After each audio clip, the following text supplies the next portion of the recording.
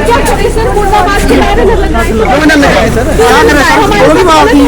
साल हो गया। आप लोगों को सबको पता है क्या होता है हमारे साथ। शिमला पहुंच रहे हम लोग, सजा आपको मिले उसका क्या फायदा है? हमने क्या किया है सर?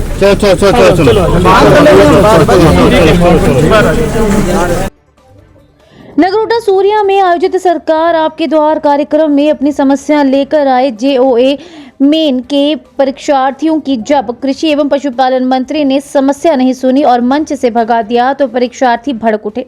वह चंद्र कुमार मुर्दाबाद के नारे लगाने शुरू कर दिए।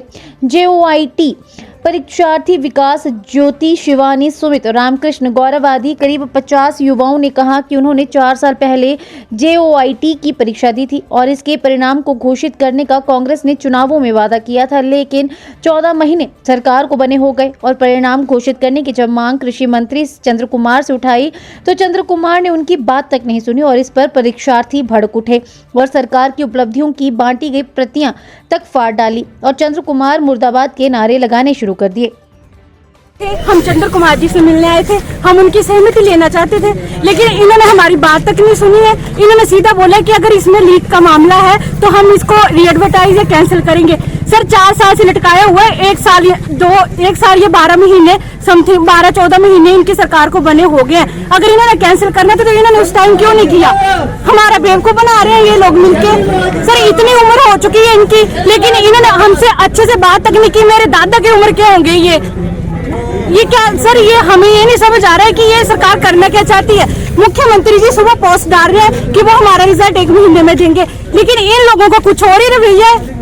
करना है तो करो, नहीं करना है तो बताओ हमें। इन्होंने बोला कि आपको? सर इन्होंने बोला कि अगर इसमें 4 या 5 बंदे भी होंगे तब भी हम 2.5 लाख बंदे को साइड में रख के हम सबके साथ अन्याय करेंगे। सर वो 2.5 लाख बंदा भी तो हम जैसा ही है। अगर इनकी मंत्रिमंडल में कोई एक बंदा करप्टेड पाया जाता है तो ये लोग वो उसको ही निकालते हैं, पूरी मंत्रिमंडल को खत्म कर देते हैं। तो सर आपकी आवाज नहीं सुनी इन्होंने? सर इन्होंने बात ही नहीं सुनी चाहिए। इन्होंने बोला हमसे बकवास मत करो, बोले निकलो यहाँ से। सर ये कोई बात नहीं हुई। जनमंच खोला हुआ था, हमारी बात तो सुने। ये कैसा जनमंच हुआ सर? 2 से 2.5 साल इन्होंने अपनी सरकार आने से पहले ही बहुत बार अनाउंस किया हुआ था कि जैसे अगर वो गवर्नमेंट नहीं कर रही तो हम करेंगे। इनकी गवर्नमेंट बनने के बाद ये उल्टा मतलब एक तरह से तो उन्हीं का फेवर कर रहे हैं कि उनसे भी नहीं हुआ, हमसे भी नहीं हो पाएगा।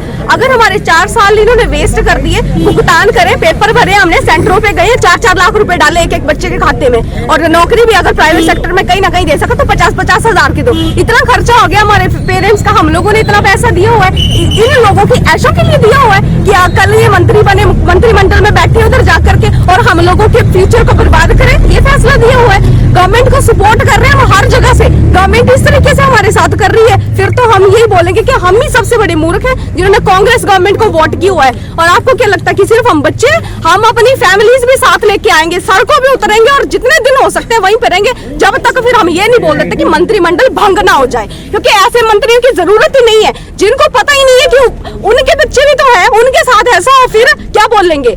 अपने बच्चों को तो कुछ ना कुछ एडजस्ट करा लेंगे। हम लोगों का क्या होता? हमारे बारे में इनको करप्शन नजर आती है, अपनी बार नहीं आती है इनको करप्शन नजर कि ये हुआ है वो हुआ है। हम लोग जगह जगह आ रहे हैं इनको रिक्वेस्ट करने के लिए कि कम से कम जो जिन्होंने गलती की है उनको अंदर करो ना। भाई हमारी क्या गलती है? हमारे सारी उम्र पेपर देने और इनके पीछे पीछे भागने में निकल जाएगी। वोट लेने के लिए तो सबके घर द्वार आते हैं, जनमंच क्यों लगा रखे इन्होंने? तमाशे करने के लिए? सुनो तो सही सामने वाले की बात। हिमाचल प्रदेश के लिए नगरोटा सूरिया से प्रेम स्वरूप शर्मा की रिपोर्ट।